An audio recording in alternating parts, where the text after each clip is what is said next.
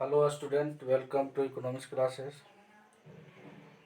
जैसा कि 2 वीडियो पहले ही अपलोड किया जा चुका है, आज तीसरा वीडियो अपलोड होगा। आज हम लोग डिस्कस करेंगे प्रोडक्शन पॉसिबिलिटी कर्व, उत्पादन संभावना वक्र पर। क्या है उत्पादन संभावना वक्र?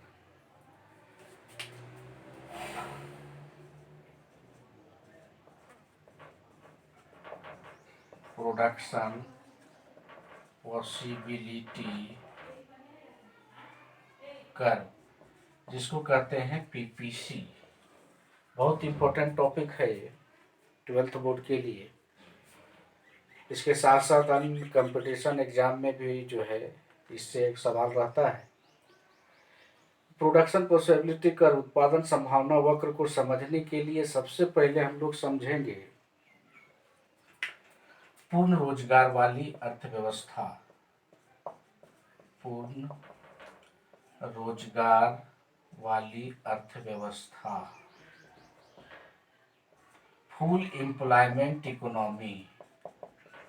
फुल एम्प्लॉयमेंट इकोनॉमी क्या है? फुल एम्प्लॉयमेंट इकोनॉमी, क्योंकि पीपीसी की जो कॉन्सेप्ट है, पीपीसी का जो कॉन्सेप्ट है वह फुल एम्प्लॉयमेंट पर ही डिपेंड करता है। जैसे मान लीजिए किसी भी कंट्री में, मान लीजिए भारत में है, भारत में संभव नहीं है कोई भी देश जिसमें फैक्टर ऑफ प्रोडक्शन, भूमि, श्रम, पूंजी और संगठन, लैंड, लेबर, कैपिटल, ऑर्गेनाइजेशन, अगर यह चारों साधन 100% यूज हो रहा है, टोटल भूमि 100%, टोटल लेबर 100%, टोटल कैपिटल 100% और टोटल ऑर्गेनाइजेशन 100% यूज हो रहा है, तब उस देश की इकोनॉमी फुल एम्प्लॉयमेंट होती है। अभी तो किसी भी देश में यह संभव नहीं है कि वहाँ फुल एम्प्लॉयमेंट होगा, लेकिन ये क्वेश्चन को समझने के लिए हमको फुल एम्प्लॉयमेंट की कॉन्सेप्ट को समझना है, क्योंकि पीपीसी इसी पर डिपेंड करता है, फुल एम्प्लॉयमेंट इकोनॉमी। तो हम लोग जान गए हैं कि फुल एम्प्लॉयमेंट इकोनॉमी किसको कहेंगे? जिसमें all factor of production 100% use होगा, ऐसे इकोनॉमी हम लोग ध्यान रखेंगे। फुल एम्प्लॉयमेंट इकोनॉमी, पूर्ण रोजगार वाली अर्थव्यवस्था।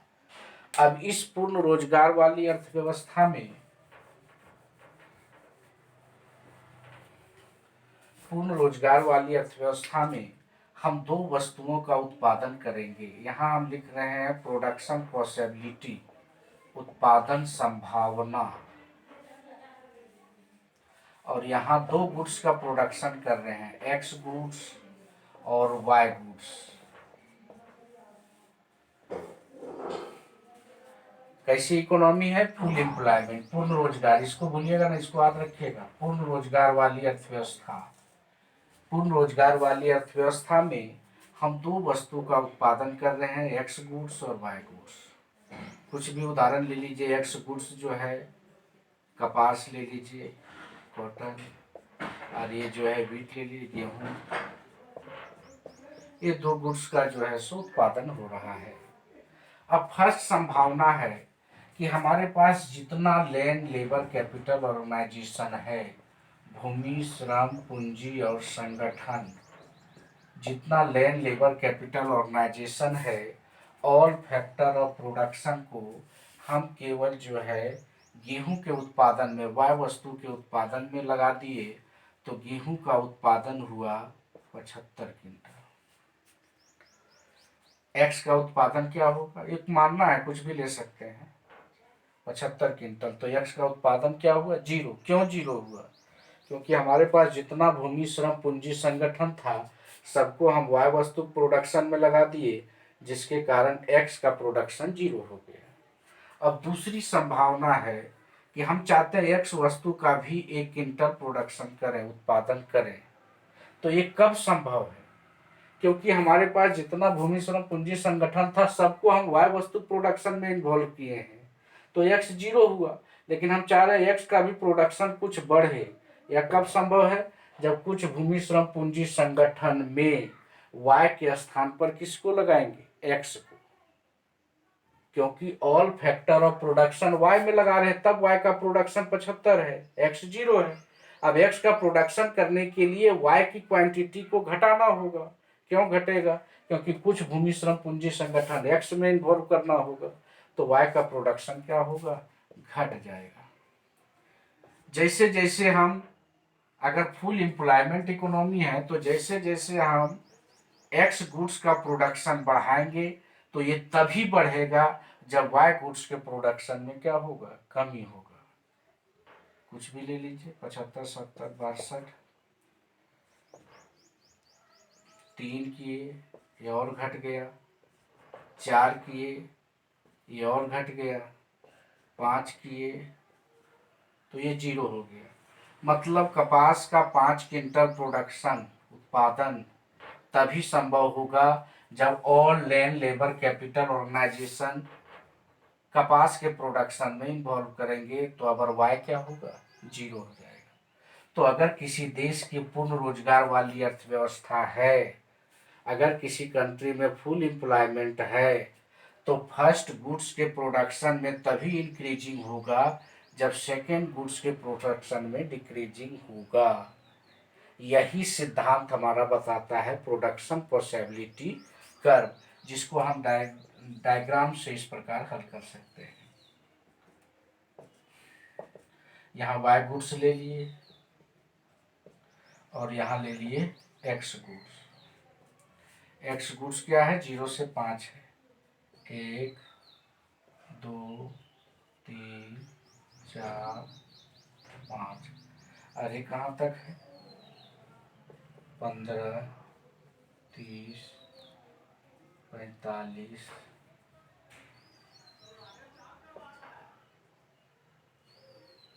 60, 75 ले लिए। वाई वस्तु, एक्स वस्तु। अब इसके आधार पर इसका जो है डायग्राम बनाएंगे।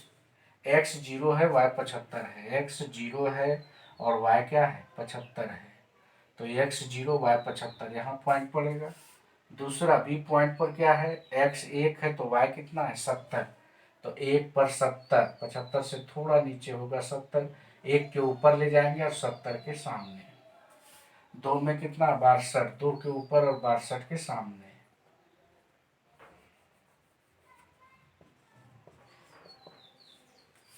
3 में कितना? 50, 3 के ऊपर और 50 के सामने। 4 में कितना है? 30, 4 के ऊपर और 30 के सामने। 5 में कितना है? 0 कर दिए। अब इसको एक डायग्राम से हम बना देंगे। ए है पॉसिबिलिटी ए, बी, सी, डी, ई और एफ। यही हमारा बना पीपीसी, प्रोडक्शन पॉसिबिलिटी कर्व। अब देखिए ए पॉइंट क्या बता रहा है इसका? ए पॉइंट बता रहा है कि एक्स गुड्स का प्रोडक्शन 0 होगा, वाई 75 होगा। बी क्या बता रहा है? एक्स 1 होगा, वाई कितना होगा? 70। सी क्या बता रहा है? एक्स 2 होगा, तो वाई कितना होगा? 62। डी क्या बता रहा है? तो एक्स 3 होगा, वाई कितना होगा? 50। ई क्या बता रहा है? एक्स 4 होगा, तो वाई कितना होगा? 30।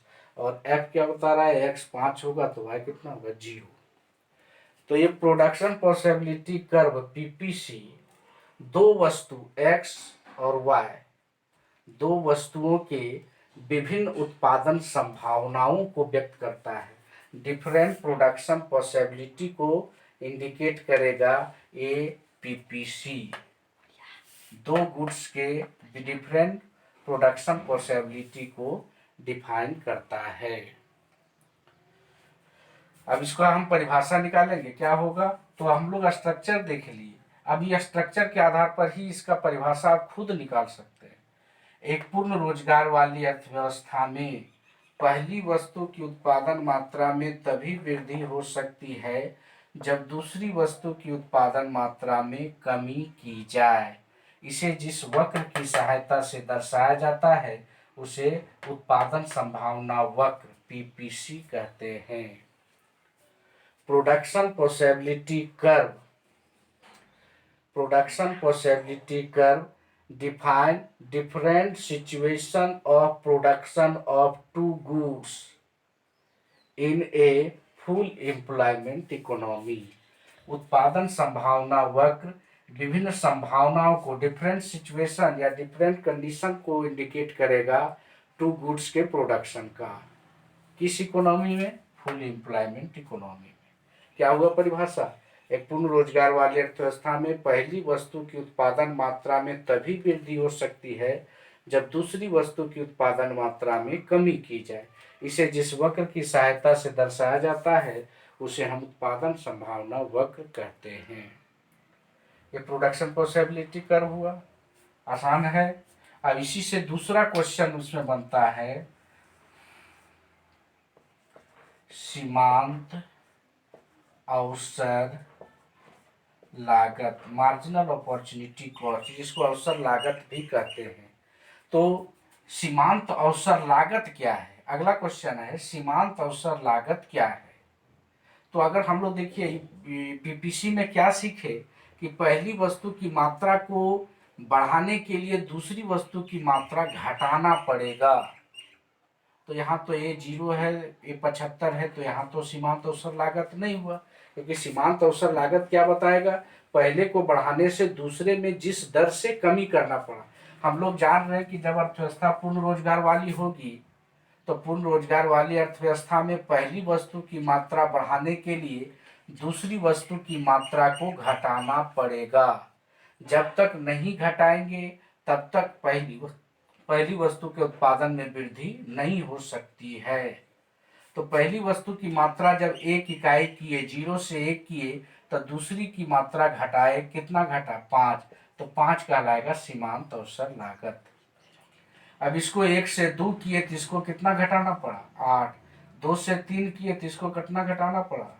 12, 3 से 4 किए तो कितना घटाना पड़ा? तो marginal opportunity cost define the changing in the production of second goods when increase in the production of first goods in a full employment economy। एक पूर्ण रोजगार वाली अर्थव्यवस्था में पहली वस्तु की मात्रा में वृद्धि करने के लिए दूसरी वस्तु की मात्रा में जिस दर से कमी करना पड़ता है उसे उस वस्तु का सीमांत अवसर लागत कहते हैं। क्या होगा परिभाषा इसका? एक पूर्ण रोजगार वाली अर्थव्यवस्था में पहली वस्तु की उत्पादन मात्रा में वृद्धि करने के लिए दूसरी वस्तु की उत्पादन मात्रा में जिस दर से कमी करना पड़ता है उसे उस वस्तु का सीमांत अवसर लागत कहते हैं। मार्जिनल अपॉर्चुनिटी कॉस्ट इंग्लिश में दिखेगा, marginal opportunity cost define the changing rate in the production of second goods when increase in the production of first goods in a full employment economy। तो सीमांत अवसर लागत क्या बताता है? तो पहली वस्तु की मात्रा को बढ़ाने के लिए दूसरी वस्तु की मात्रा को जिस दर से घटाते हैं। अब इसको देखिए 2 से 3, पहली वस्तु की मात्रा 2 से 3 किए तो दूसरी वस्तु की मात्रा 62 से घटा के 50 करना पड़ा, मतलब 12 घटाना पड़ा। तो जिस दर से चेंजिंग होगा, डिक्रीजिंग होगा, वही उस वस्तु का क्या कहलाएगा? एक्स के तुलना में वाई का सीमांत अवसर लागत कहलाएगा। तो 2 क्वेश्चन हुआ, एक पीपीसी किसे कहते हैं, उत्पादन संभावना वक्र किसे कहते हैं, दूसरा हुआ सीमांत अवसर लागत, मार्जिनल अपॉर्चुनिटी कॉस्ट किसे कहते हैं। अगला क्वेश्चन है, चलिए आप ही लोग से हम पूछ रहे हैं, क्या किसी एक्स और वाई गुड्स का प्रोडक्शन पीपीसी से नीचे जी बिंदु पर या पीपीसी से ऊपर एच बिंदु पर पॉसिबल है शॉर्ट पीरियड में? शॉर्ट पीरियड और लॉन्ग पीरियड 2 समय होता है, अल्पकाल और दीर्घकाल। तो अल्पकाल में एक्स और वाई का उत्पादन क्या पीपीसी से नीचे आ सकता है या पीपीसी रेखा से ऊपर जा सकता है? ये भी क्वेश्चन पूछता है।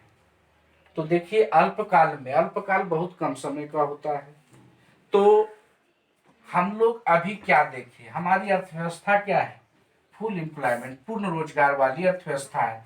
मतलब हमारे पास जितना भूमि है, श्रम है, पूंजी है और संगठन है, ऑल फैक्टर ऑफ प्रोडक्शन का 100% भाग लगा दिए किसके प्रोडक्शन में? एक्स और वाई के प्रोडक्शन में। एक्स और वाई के प्रोडक्शन में टोटल भूमि, श्रम, पूंजी, संगठन, all land, labour, capital, organisation जब लगा दिए तो एक्स और वाई का उत्पादन इस पीपीसी रेखा के किसी एक बिंदु पर होगा या तो ए पर या बी पर या सी पर या डी पर या ई पर या एफ पर। कब? जब हमारे पास जितना भूमि श्रम पूंजी संगठन है सबका 100% लगा देंगे एक्स और वाई के उत्पादन में, तो एक्स और वाई का उत्पादन या तो ए बिंदु पर होगा या बी बिंदु पर या सी बिंदु पर, मतलब इसी रेखा पर किसी एक बिंदु पर होगा। लेकिन अगर मान लीजिए कि 10 श्रमिक आज बीमार पड़ गया, काम पर नहीं गया, तो एक्स और वाई का उत्पादन इस रेखा पर होगा। कुछ श्रमिक बीमार पड़ गया या कुछ भूमि पड़ती रह गया, तो एक्स और वाई का उत्पादन इस रेखा पर संभव नहीं है। इस रेखा से नीचे एक्स और वाई का उत्पादन पीपीसी लाइन से नीचे जी बिंदु कहीं भी हो, पीपीसी से नीचे जा सकता है शॉर्ट पीरियड में। लेकिन पीपीसी रेखा से ऊपर अल्पकाल में जाना संभव नहीं है, क्योंकि हमारे पास जितना भूमि श्रम पूंजी संगठन लैंड लेबर कैपिटल ऑर्गेनाइजेशन 100% भाग लगा दिए, तो एक्स और वाई का उत्पादन इस रेखा पर हो रहा है।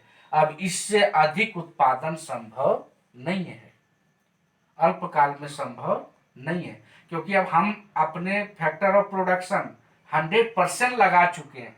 अब क्या लगाएं कि प्रोडक्शन इससे अधिक होगा। तो शॉर्ट पीरियड में एक्स और वाई गुड्स का प्रोडक्शन पीपीसी लाइन से नीचे जी बिंदु पर पॉसिबल है, लेकिन ऊपर एच बिंदु पर पॉसिबल नहीं है। अब अगला इसी से रिलेटेड एक क्वेश्चन आता है कि किस परिस्थिति में पीपीसी वक्र राइट साइड शिफ्ट करेगा, मतलब एच बिंदु पर जाएगा।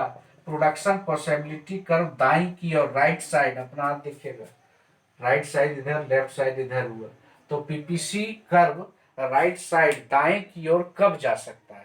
तो हम लोग देखें कि हमारे पास जितना लैंड लेबर कैपिटल ऑर्गेनाइजेशन है सब इन्वॉल्व कर दिए हैं, तो एक्स और वाई का उत्पादन इस रेखा पर हो रहा है, मतलब इससे ऊपर अल्पकाल में नहीं जाएगा।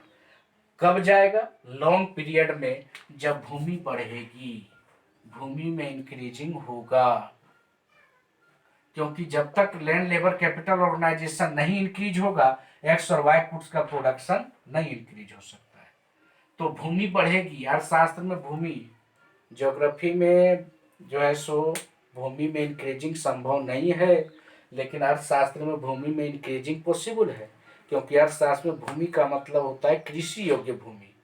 तो कृषि योग्य भूमि बढ़ सकती है, तो दीर्घकाल में जंगल कटेगा या फिर पहाड़ समतल होकर कृषि योग्य बनेगी, तो दीर्घकाल में भूमि में वृद्धि हो सकता है। जो बच्चा है श्रमिक बड़ा होके श्रमिक में भी वृद्धि हो सकती है।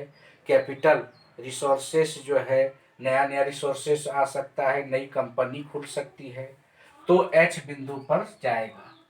तो हमारा जवाब क्या हुआ?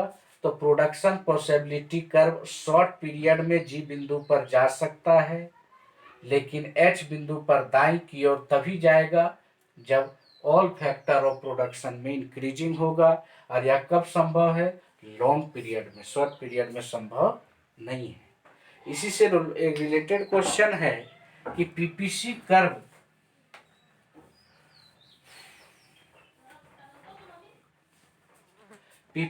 कर्व जब भी बनेगा, production possibility curve PPC curve, यहाँ एक्स और वाई वस्तु लिए थे, पीपीसी कर्व जनरली ऐसे बनता है, केंद्र अक्ष की ओर अवतल कॉनकेव और बाहर की ओर उत्तल कॉन्वेक्स। तो प्रोडक्शन पॉसिबिलिटी कर्व जो होता है वो सेंटर पॉइंट से कॉनकेव होता है और आउटसाइड से कॉन्वेक्स होता है। तो पीपीसी ऐसा क्यों बनता है? अगर क्वेश्चन पूछ दे कि पीपीसी वक्र केंद्र अक्ष की ओर अवतल या अवनतोदर तथा बाहर की ओर उत्तल या उन्नतोदर, कई बार ये क्वेश्चन आया है, तो इसका मेन कारण क्या है? इसका मेन कारण है सीमांत अवसर लागत, मार्जिनल अपॉर्चुनिटी कॉस्ट। हम लोग क्या पढ़े हैं कि अगर अर्थव्यवस्था पूर्ण रोजगार वाली होगी, अगर अर्थव्यवस्था कैसी हो? पूर्ण रोजगार वाली अर्थव्यवस्था होगी, तो पहली वस्तु के उत्पादन में वृद्धि करने के लिए दूसरी वस्तु की उत्पादन मात्रा को क्या करना होगा? घटाना होगा। फिर जिस दर से घटाएंगे वह क्या कहलाएगा? सीमांत अवसर लागत। और यह सीमांत अवसर लागत 3 प्रकार का होता है। एक होता है वृद्धिमान सीमांत अवसर लागत, एक होता है समान सीमांत अवसर लागत और एक होता है ह्रासमान सीमांत अवसर लागत। वृद्धिमान सीमांत अवसर लागत increasing marginal opportunity cost, equal marginal opportunity cost और डिक्रीजिंग मार्जिनल अपॉर्चुनिटी कॉस्ट। तो वृद्धिमान सीमांत अवसर लागत में क्या है, सीमांत अवसर लागत की दर निरंतर क्या होती है, बढ़ती जाती है, 5 से 8 से 12 20 30। और इंक्रीजिंग मार्जिनल अपॉर्चुनिटी कॉस्ट में मार्जिनल अपॉर्चुनिटी कॉस्ट की रेट क्या होती है, बढ़ती है। और जब इसके आधार पर इंक्रीजिंग मार्जिनल अपॉर्चुनिटी कॉस्ट के आधार पर पीपीसी बनाते हैं तो केंद्र अक्ष की ओर अवतल और बाहर की ओर क्या बनेगा, उत्तल। क्योंकि इसी के आधार पर अभी हम पीपीसी बनाए थे, जिसमें इसका ए बिंदु था, बी बिंदु था, सी बिंदु, डी बिंदु, ई बिंदु और एफ बिंदु। केंद्र की ओर अवतल और बाहर की ओर उत्तल। तो इसका मेन कारण क्या होगा, increasing marginal opportunity cost, Wriddhiman सीमांत अवसर लागत। तो पीपीसी से जनरली यही 4 क्वेश्चन पूछता है। पहला, उत्पादन संभावना वक्र किसे कहते हैं, what is production possibility curve. तो प्रोडक्शन पॉसिबिलिटी कर्व का डिफिनीशन दे दीजिएगा और डायग्राम जरूर बना दीजिएगा। टेबल और डायग्राम से ही जो है नंबर मिलता है, केवल डिफिनीशन लिखने से नहीं होगा। दूसरा क्वेश्चन मार्जिनल अपॉर्चुनिटी कॉस्ट। तीसरा क्वेश्चन जी और एच बिंदु, पीपीसी से नीचे जी बिंदु पर और एच बिंदु पर प्रोडक्शन पॉसिबल है या नहीं है। चौथा क्वेश्चन राइट साइड कब शिफ्ट होगा प्रोडक्शन पॉसिबिलिटी कर्व। और पांचवा क्वेश्चन केंद्र की ओर अवतल और बाहर की ओर उत्तल क्यों होता है। तो जो है जाहिर है आज 5 क्वेश्चन का जो है सो जवाब मिल गया। बाकी बात तो बताए थे कि नोट्स के लिए जो है मार्केट में इकोनॉमिक्स नोट्स एनके सर के नाम से उपलब्ध है, वो खरीद सकते हैं। Production possibility curve, marginal opportunity cost, right side जो है कब शिफ्ट होगा, a concave to origin, convex to outside, है ना। और देखिए इस टाइप का बुक है मार्केट में उपलब्ध है, इसका हिंदी मीडियम और इंग्लिश मीडियम भी बहुत जल्द लॉन्च होगा। इसमें ए टू जेड जो समझा रहे हैं टोटल ए टू जेड दिया हुआ है। चलिए थैंक यू, अगले क्लास में फिर मिलेंगे।